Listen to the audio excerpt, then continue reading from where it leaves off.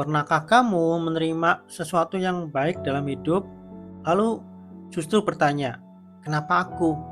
Jika iya, mungkin malam ini kamu perlu mendengarkan cerita sampai selesai. Karena terkadang luka terbesar bukan karena kita merasa tidak dicintai, melainkan karena kita merasa tidak pantas dicintai.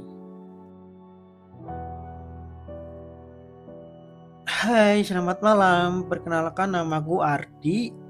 Aku merekam podcast ini dari sebuah kamar kecil di Kabupaten Banyuwangi pada tahun 2026. Malam ini angin berembus pelan di luar jendela. Kota sudah mulai sepi, lampu-lampu rumah terlihat seperti bintang yang jatuh ke bumi, dan seperti biasa aku duduk sendirian ditemani secangkir teh yang mulai dingin. Kalau kamu sedang mendengarkan ini dengan hati yang lelah, izinkan aku menemuimu sebentar.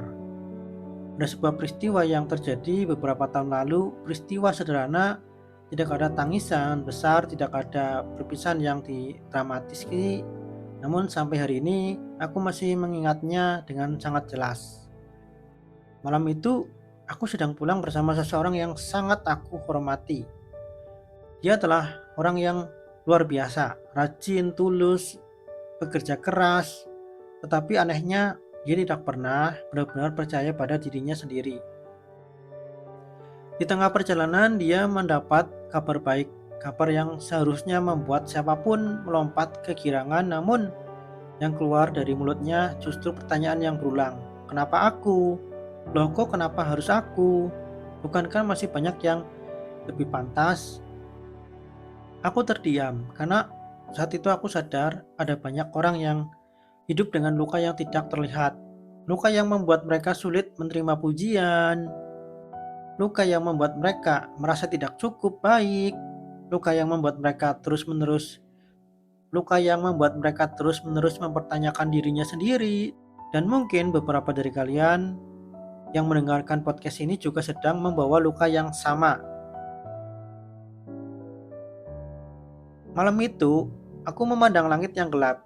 Lalu aku berkata pelan, "Mungkin karena kamu memang pantas menerimanya." Kemudian dia tersenyum kecil, tetapi aku tahu dia belum percaya. Lalu aku berkata lagi, "Orang jahat biasanya tidak sibuk memikirkan kesalahannya, tetapi kamu selalu mengakui kekuranganmu, selalu berusaha memperbaiki diri, selalu merasa masih kurang. Itu sebabnya kamu berbeda dan kamu pasti orang baik." Setelah itu, suasana menjadi tenang dan hening. Dan dalam keheningan itu, aku menyadari sesuatu. Seringkali kita lebih mudah melihat kebaikan orang lain daripada melihat kebaikan diri sendiri. Kita hafal semua kegagalan yang pernah kita lakukan, tetapi kita lupa menghitung berapa banyak orang yang pernah kita bantu. Kita mengingat semua kesalahan kita sendiri, tetapi melupakan semua perjalanan yang pernah berhasil kita lewati. Kalau malam ini kamu sedang merasa tidak berharga, aku ingin kamu berhenti sejenak, tarik napas perlahan, lalu ingat satu hal baik yang pernah kamu lakukan. Satu saja.